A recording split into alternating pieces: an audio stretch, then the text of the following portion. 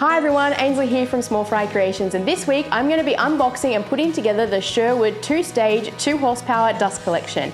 Let's start unboxing and then we'll get into the finer details of how much I paid and why I got it.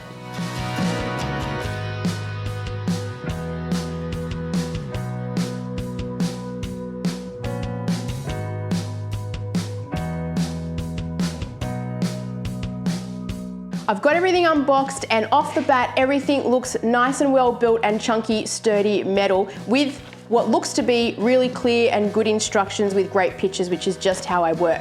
Now, what did I pay for it? I paid $1,200 for the dust collector plus $90 to ship it to me. I'm going to run the table saw, the miter saw, and the thicknesser to the dust collector, and I am hoping that it cuts down on the dust in the workshop, which is not only easier for cleanup, but is also great for my lungs and health. So I say let's put this thing together, put the instructions to the test, and get this thing up and running.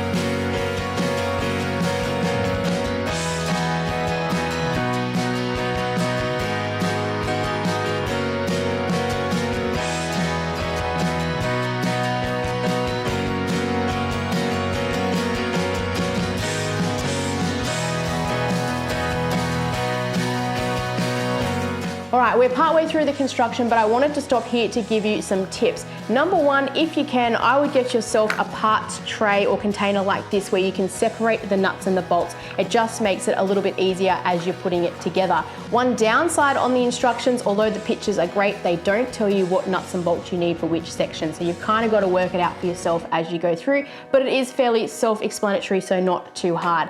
The biggest problem that I have had with the construction so far is this flexible hose and the metal clamps. When you have these metal pipe clamps, my suggestion would be to get one part of the metal clamp over the first fold of the flexible hose, and then as you're tightening it down, you want to make sure that the whole hose clamp is connected to the tubing that you're tightening onto. The other thing to keep in mind as you are tightening down is where these brackets go here, because this is actually going to connect to the lid to hold everything down. So you want to get those in the right alignment and don't do what I did and put it on first and then realize and have to retighten everything down. I think we're now up to the point where I'm going to get the motor and have to connect some tubing to that motor, and then I think we finally will be able to connect it to its frame. So let's keep moving.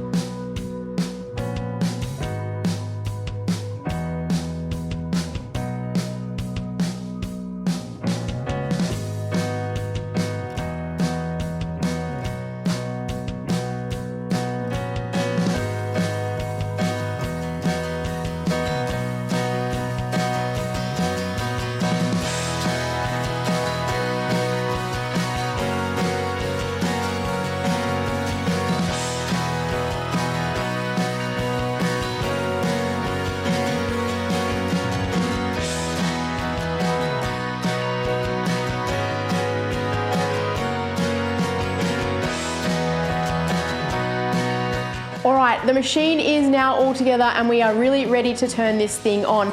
To mount the motor, it really is a 2 or 3 man job, so a huge thank you to my family for helping me lift it and get it into place. These toggles down here do take a little bit of fine adjustment just to get them in the right spot. Now I think we are ready to turn this on for the first time. I have got a decibel reader here next to it, which is going to tell me how loud it is. When it is completely silent in this garage, we sit at 50 decibels. So let's plug it in for the first time. Not nerve-wracking at all doing this for the first time on camera. And see what it's like. Are we ready? Go.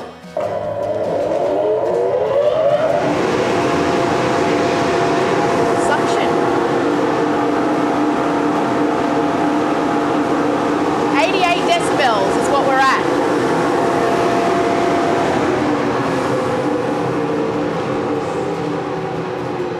So you get a little bit of a whirl up on the startup and a whirl down on when we're turning it off. It maxed out at 80 decibels, which is not that much louder really than when it is quiet in here, and it's got great suction already feeling it. I think it's time we should put it in its spot, and then we can start to think and talk about its ducting and its pipe work.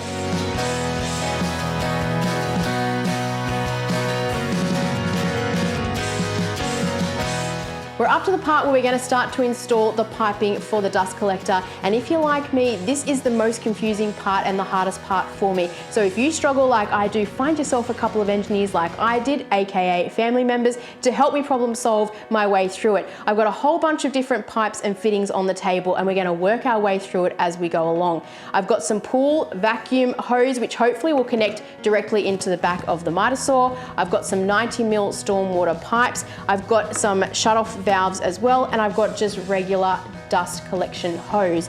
Another little tip for you as we go along: if you find your fittings are just a little bit loose, grab yourself some electrical tape and tape around the pipe, and that'll give it a really nice fitting when you only need to increase by a couple of mil.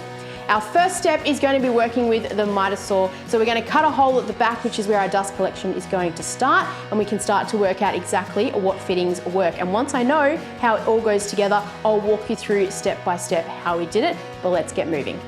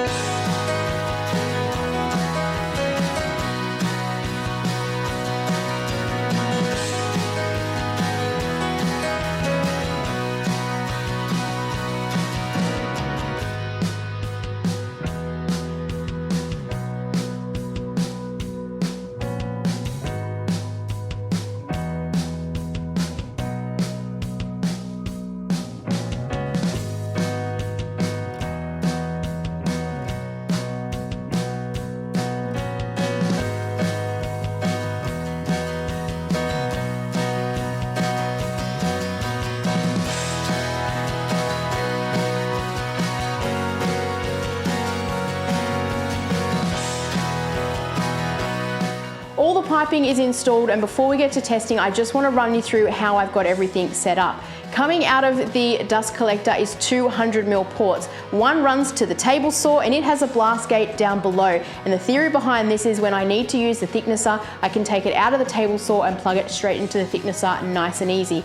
The other one runs over to the miter saw station, and this is where it gets a little bit complicated. Coming out of the miter saw station, I've got technically two ways to catch the dust.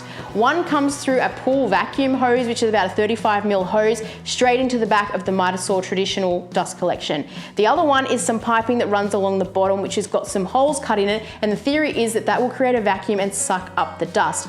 Does it work? Who knows? Let's go and test it, but that's how we've got it set up for the time being. Let's run some tests and see if this thing works.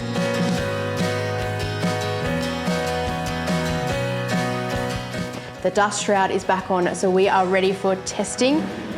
I've completely vacuumed inside, so whatever dust is in there is what dust comes from this piece of pine. So let's start her up and see if it works.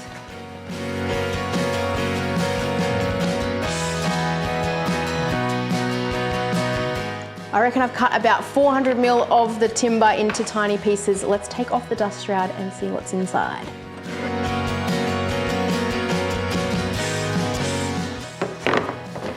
Let me bring you in closer and see what we've got. So there is a little bit of dust. We might have to angle those holes just actually slightly further down. That actually might help catch the dust. All right, we've done some more testing off camera, so let me tell you what is working. When it comes to the piping at the back, having the holes facing down towards the bottom is helping with the dust collection. We've also got this 25mm return pipe, which is coming over to the right-hand side of the saw and picking up the dust over there. I know it's not perfect, but it is working, so I am going to leave it in there. Is this the perfect solution? Absolutely not. Like all miter saw dust collection, it is difficult, but what it is doing is it's keeping the dust all in the box and not coming out towards me, which is best for my lungs and my health. Now, something that I should note, this blue hose that you see up here is pool vacuum hose, and I didn't know this at the time of purchasing it, but online some people say that when you're using it, it screeches. I have not had that issue. I don't know if it's an issue when you're using it with a shop vac versus a bigger dust collector, but I have not had any of those issues, but it is something that I wanted to note. I've also got a strap just holding the hose up out of the way, and that just makes it a little bit easier when I'm moving the saw around. So I'm gonna go ahead and call this solution done for now. If I need to make finer adjustments later on, I can do that, but for now it is good. So I say let's head over to the table saw and we'll go through the dust collection over there and we'll test it out. Before we test the table saw, I think it's important that we talk about what I was using beforehand. And to collect the dust, I was using this Record Power dust collector. And one of its major downsides is after about 10 or 15 minutes of runtime, it would overheat and it will stop working.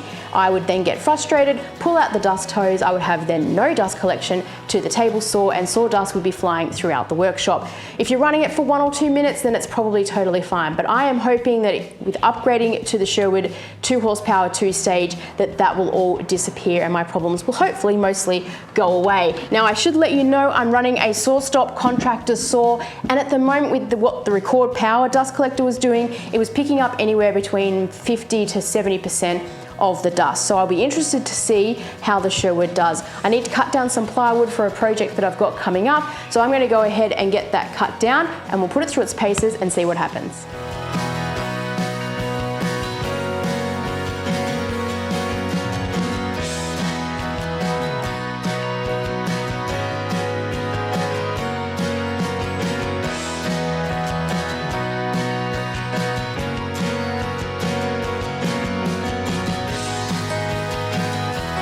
Alright, I've cut a whole bunch of plywood and there's already a huge improvement with the dust collection from the old one to the new one. There is some dust on the table saw top, but that really is to be expected. I'll show you a shot now of underneath the table saw where there is virtually no dust under there, so I'm really happy with the result. And I think if I couple the dust collection with the air filtration box, my lungs and my health will be better for it. And I can always add a dust mask if I need to. Now, the last tool that I want to run to the dust collector is my thicknesser, but if you just look off camera here, that is a brand new Sherwood thicknesser that I'll be unboxing shortly and connecting to the dust collector and putting it through its paces. So you'll have to tune into the next video to see what the results are. So I'm going to finish this video here. I hope you have liked this video. If you have, help me out by hitting those subscribe and like buttons, and I'll see you on the next one.